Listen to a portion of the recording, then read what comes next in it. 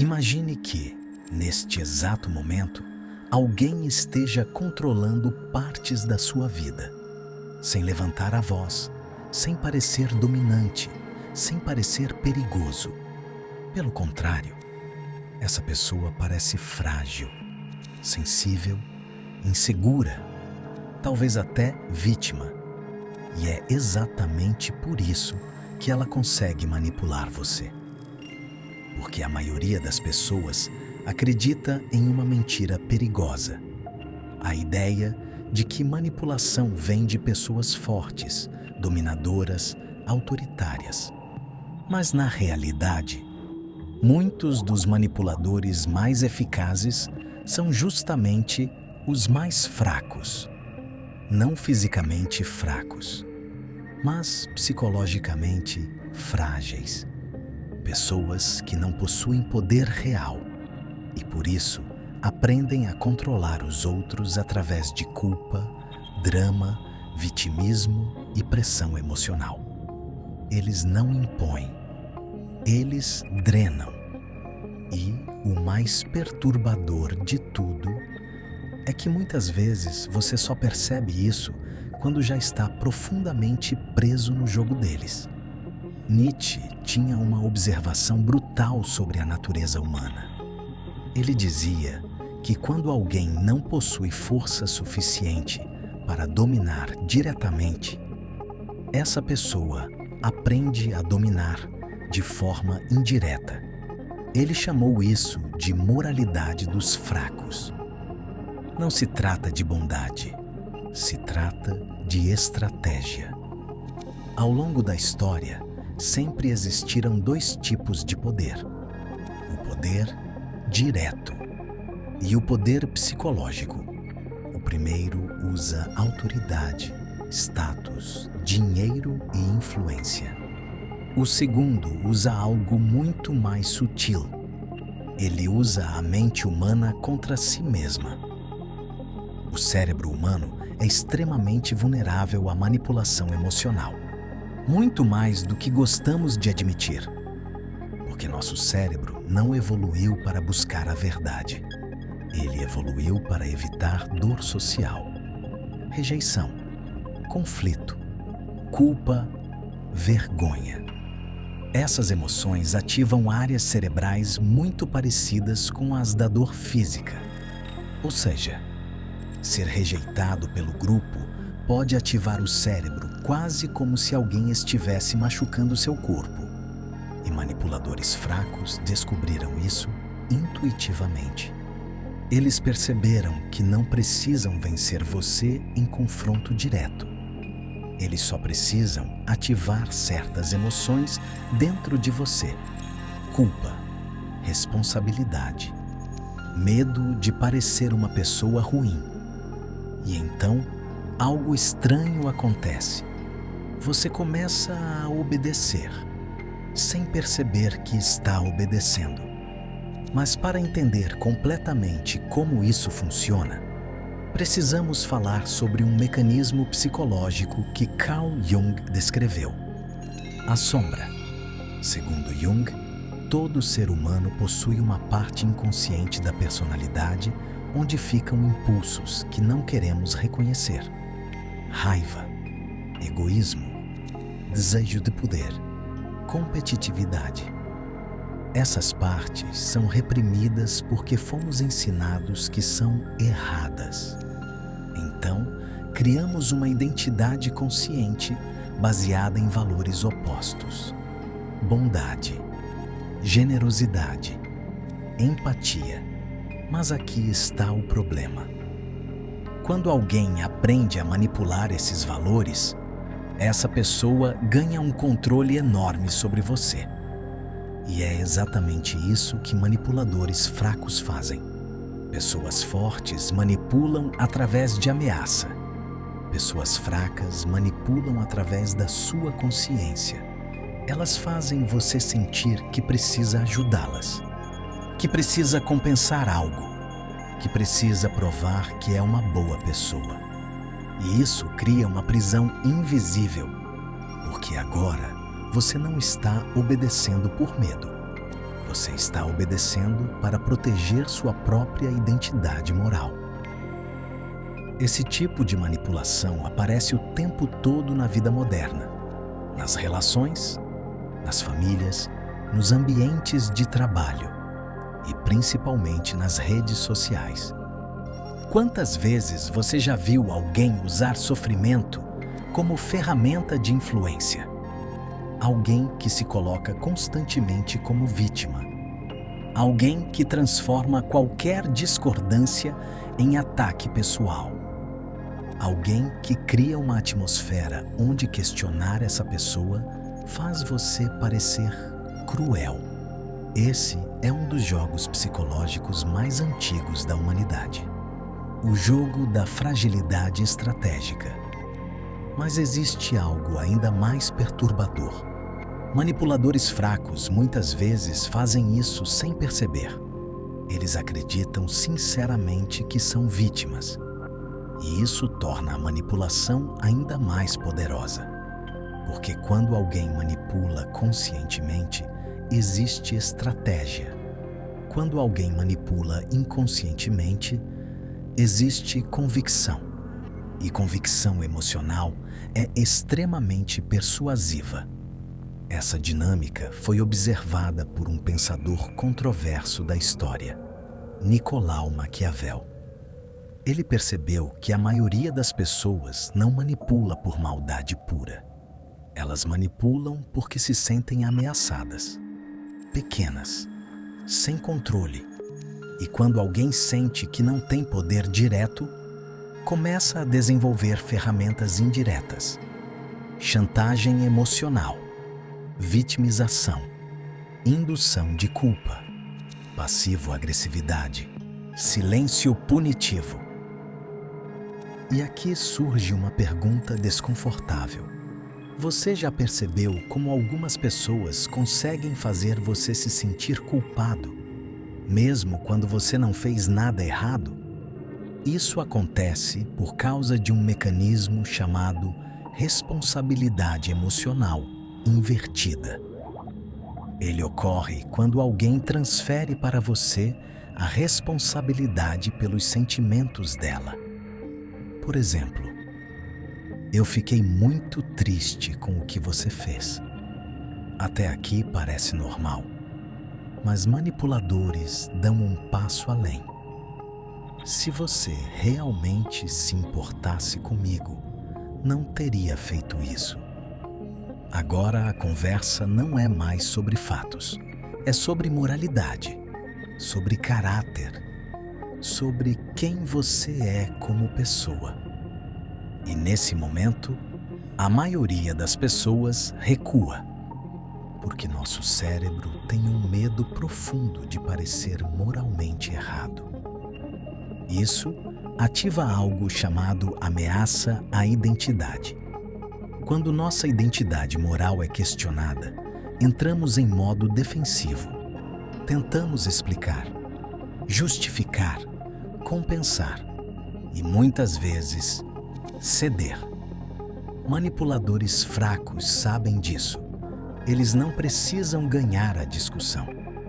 Eles só precisam fazer você se sentir uma pessoa ruim. E então, você mesmo se corrige, sem perceber que foi empurrado nessa direção. Mas existe um nível ainda mais sofisticado desse jogo. O jogo da incapacidade estratégica. Esse é o manipulador que sempre parece incapaz, sempre sobrecarregado, sempre perdido, sempre precisando de ajuda. No começo, você sente empatia. Você ajuda. Mas lentamente algo começa a acontecer. A responsabilidade da vida daquela pessoa começa a cair sobre você. Ela depende de você para decisões, para estabilidade emocional, para resolver crises constantes. E se você tentar se afastar, algo curioso acontece. A pessoa entra em colapso emocional. Ela sofre. Ela diz que não consegue lidar sozinha. E então surge novamente o gatilho psicológico mais poderoso de todos: culpa. Porque agora, sair da situação faz você parecer cruel. Mas aqui está uma verdade difícil de aceitar. Muitas dessas dinâmicas não são fraqueza genuína, são dependência aprendida. O cérebro humano aprende rapidamente quais comportamentos geram suporte social. Se demonstrar incapacidade gera ajuda, esse comportamento começa a se repetir. Com o tempo, vira identidade. Carl Jung dizia que aquilo que não tornamos consciente governa a nossa vida. E manipuladores fracos vivem exatamente nesse território. Eles não dizem, controle minha vida. Eles dizem algo muito mais poderoso. Eu não consigo viver sem você. Isso ativa algo profundo no ser humano, o instinto de proteção. Mas existe um preço oculto nisso. Quanto mais você assume o papel de salvador, menos liberdade sobra para você. E é aqui que a manipulação atinge seu estágio mais perigoso. Quando você não percebe mais que está sendo manipulado, porque agora você acredita que está apenas sendo uma boa pessoa, mas ao mesmo tempo, sua energia está sendo drenada lentamente. Suas decisões começam a girar em torno do estado emocional de outra pessoa. Você evita conflitos, evita dizer não, evita impor limites, porque qualquer limite gera drama. E manipuladores fracos são especialistas em transformar limites em ataques pessoais. Mas existe algo ainda mais profundo acontecendo. Manipuladores fracos não manipulam apenas indivíduos. Eles manipulam a moral coletiva. Eles influenciam as regras invisíveis do comportamento social. Nietzsche observou isso ao falar da inversão de valores. Segundo ele, quando grupos sem poder direto se organizam, eles criam sistemas morais que favorecem sua posição. Valores como humildade absoluta, sacrifício extremo, submissão moral, culpa por desejar poder. Esses valores parecem virtudes, mas muitas vezes funcionam como mecanismos de controle. Porque quando alguém acredita que querer autonomia é egoísmo, essa pessoa se torna facilmente manipulável. E essa dinâmica está cada vez mais comum no mundo moderno, especialmente nas redes sociais. Ali, o status moral virou uma moeda poderosa. Pessoas competem por autoridade moral, validação emocional e reconhecimento como vítimas ou salvadores. E nesse ambiente, manipuladores fracos prosperam, porque dominam uma habilidade específica: transformar emoções em influência. Mas existe um detalhe extremamente importante nessa história. Em muitos casos, o manipulador fraco não é a pessoa mais vulnerável da dinâmica. A pessoa mais vulnerável é quem precisa ser necessário, quem precisa salvar, quem precisa assumir responsabilidade emocional pelos outros. Porque essa necessidade cria uma abertura enorme para a manipulação. E é exatamente nesse ponto que a situação fica ainda mais complexa. Se você olhar profundamente para essas dinâmicas, vai perceber algo desconfortável. Manipuladores fracos não criam essas relações sozinhos. Essas relações nascem quando duas forças psicológicas se encontram. De um lado, a necessidade de ser salvo. Do outro, a necessidade de salvar. E quando essas duas forças se encontram, surge uma das relações mais difíceis de romper na psicologia humana. Mas o que quase ninguém percebe é que essa dinâmica esconde um mecanismo ainda mais profundo. Um mecanismo que faz com que pessoas inteligentes, fortes e independentes acabem presas exatamente nesse tipo de manipulação. E quando você entende esse mecanismo, percebe algo perturbador. Talvez o maior erro que as pessoas cometem ao tentar evitar manipuladores fracos seja justamente a característica da qual elas mais se orgulham. E é exatamente aqui que a história começa a ficar realmente perigosa. Existe uma crença extremamente comum entre pessoas inteligentes. Uma crença silenciosa, quase invisível. A ideia de que inteligência protege contra manipulação. Mas a realidade psicológica mostra exatamente o contrário.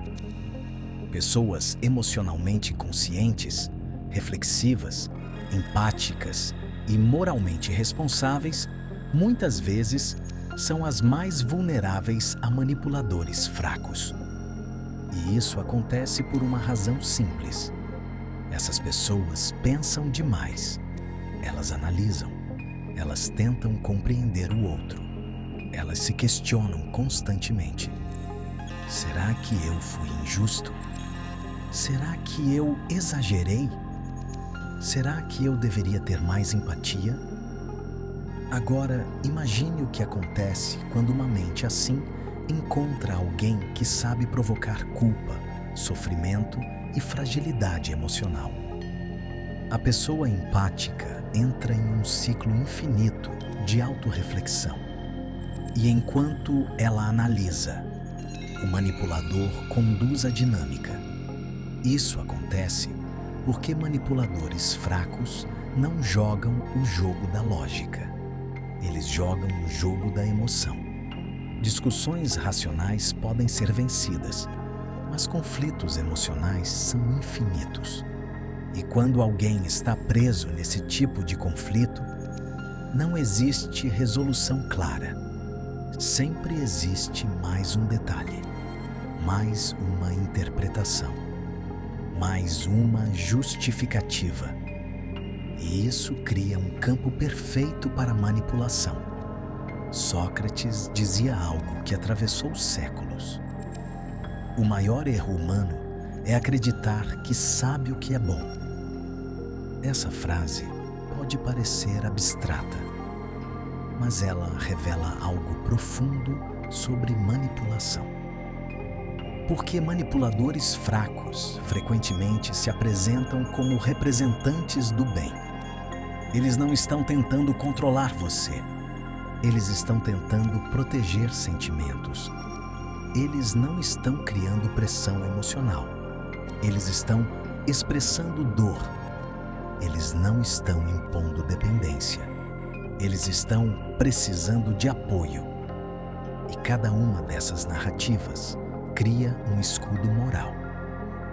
Questionar o manipulador passa a parecer questionar o sofrimento. E poucas pessoas têm coragem psicológica para fazer isso. Porque fomos condicionados desde cedo a responder automaticamente ao sofrimento alheio. Isso é parte do nosso sistema biológico. Existe um circuito no cérebro chamado sistema de empatia. Ele envolve áreas como o córtex cingulado anterior e a ínsula. Essas regiões se ativam quando vemos alguém sofrendo. Em termos simples, nosso cérebro foi projetado para reagir ao sofrimento como se fosse um sinal de emergência social. E manipuladores fracos exploram exatamente esse sistema. Eles transformam emoções em alarmes constantes. Tristeza, decepção, sensibilidade extrema, fragilidade. Essas emoções criam pressão psicológica no ambiente. E lentamente, as pessoas ao redor começam a ajustar seu comportamento para evitar disparar esses alarmes. Esse processo é quase invisível, mas ele muda completamente a dinâmica de poder. Agora, o manipulador não precisa impor regras. As pessoas começam a se autocensurar. Elas evitam certos assuntos, evitar dizer certas coisas, evitar discordar, evitar impor limites, porque qualquer uma dessas ações pode desencadear uma reação emocional intensa. E então, algo curioso acontece. A pessoa mais emocionalmente frágil do grupo passa a controlar o comportamento de todos. Esse fenômeno aparece em famílias, em amizades, em empresas, em comunidades inteiras. É o que alguns psicólogos chamam de ditadura emocional. Não existe autoridade formal, mas existe uma pessoa cuja instabilidade emocional governa o ambiente. Todos caminham em volta dela como se estivessem em um campo minado. E isso cria um paradoxo fascinante. A pessoa aparentemente mais fraca se torna a mais poderosa. Nietzsche observou esse tipo de dinâmica quando falava sobre ressentimento. Segundo ele, o ressentimento nasce quando alguém sente que não possui força suficiente para agir diretamente no mundo. Então, essa pessoa começa a agir indiretamente. Ela critica quem é forte. Ela condena quem impõe limites. Ela transforma força em egoísmo, autonomia em frieza, independência em arrogância. Esse processo é extremamente poderoso porque muda o significado das coisas. Agora, a pessoa que estabelece limites parece cruel. A pessoa que busca autonomia parece egoísta. A pessoa que não entra no drama parece insensível. E quando esses valores começam a dominar um ambiente, manipuladores fracos prosperam. Mas existe um ponto ainda mais profundo nessa história. Um ponto que poucos filósofos abordaram com tanta clareza quanto Carl Jung. Jung acreditava que muitas dinâmicas psicológicas humanas são governadas por arquétipos, estruturas universais do inconsciente. E uma dessas estruturas aparece constantemente em relações de manipulação emocional. O arquétipo do Salvador.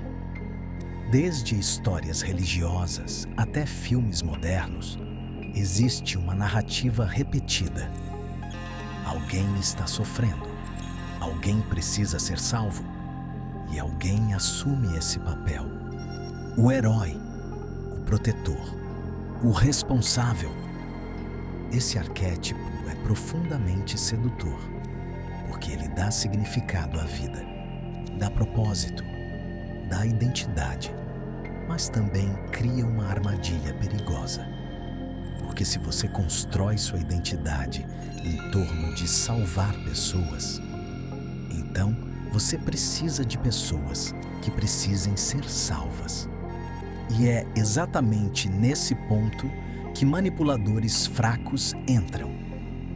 Eles oferecem a peça perfeita para esse jogo psicológico.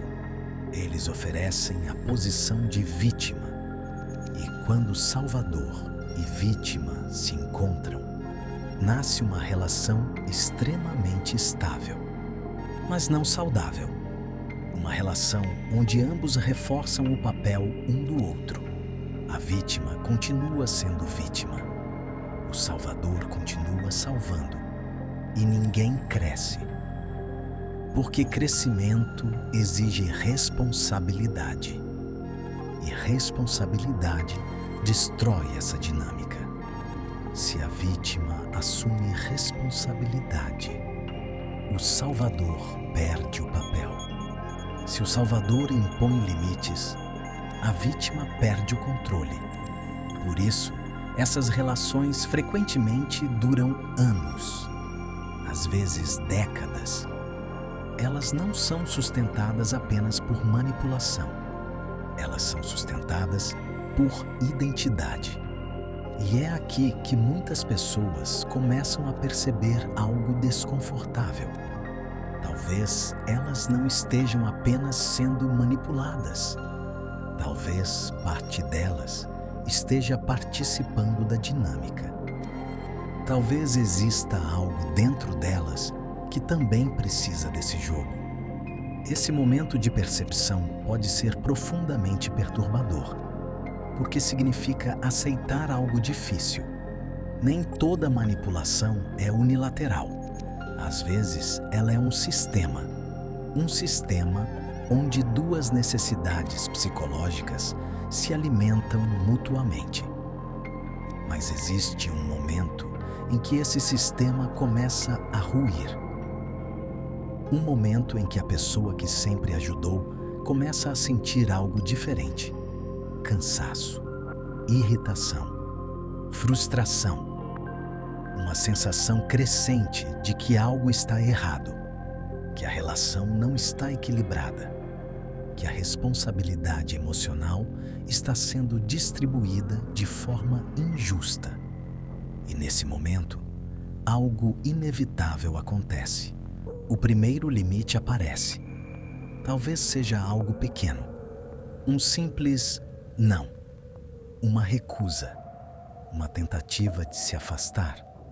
Mas para manipuladores fracos, limites são ameaças existenciais, porque limites quebram o sistema. Eles removem o acesso automático à energia emocional do outro.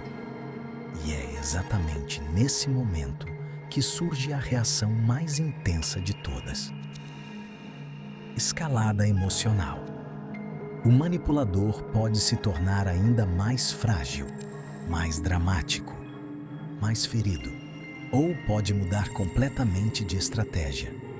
Ele pode acusar, pode culpar, pode reescrever a história, pode transformar você no vilão. Esse processo é chamado na psicologia moderna de inversão narrativa. De repente, a pessoa que passou anos ajudando se torna a pessoa que abandonou. A pessoa que impôs limites se torna a pessoa cruel. A pessoa que tentou recuperar autonomia se torna a pessoa egoísta. E essa é a última arma da manipulação fraca, a manipulação da reputação moral. Porque seres humanos são profundamente sensíveis à opinião social. Nossa reputação dentro do grupo sempre foi uma questão de sobrevivência.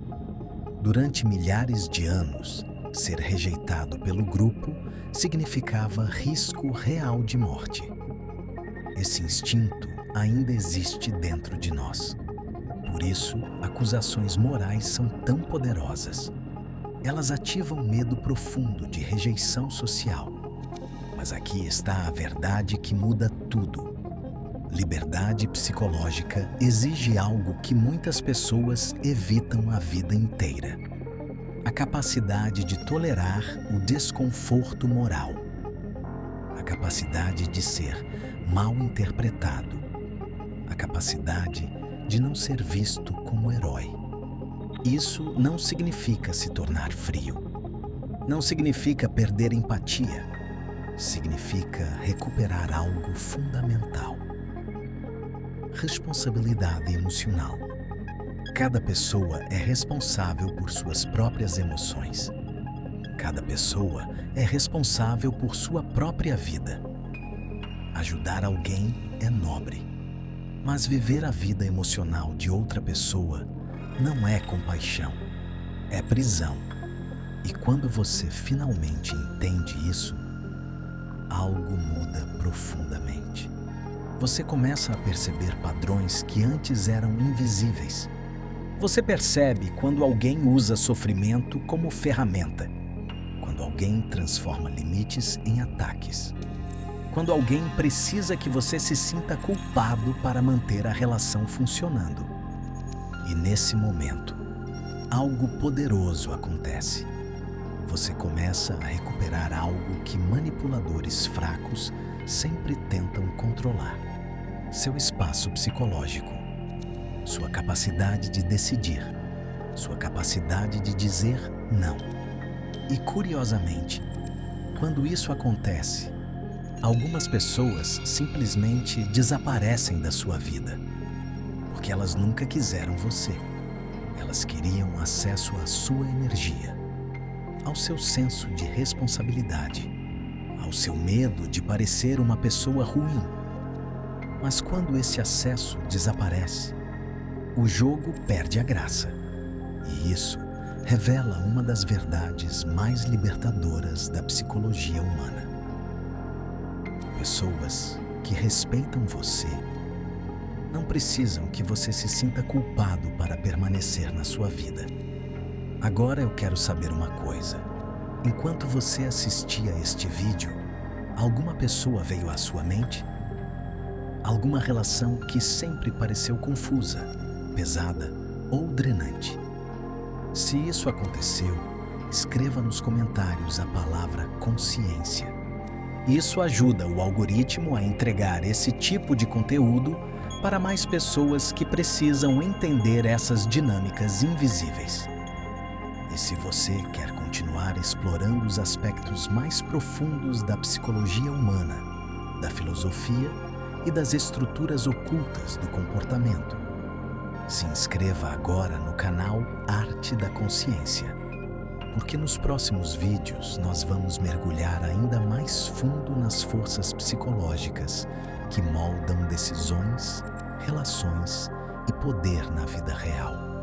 E às vezes, aquilo que parece fraqueza é apenas uma forma de poder que você ainda não aprendeu a enxergar.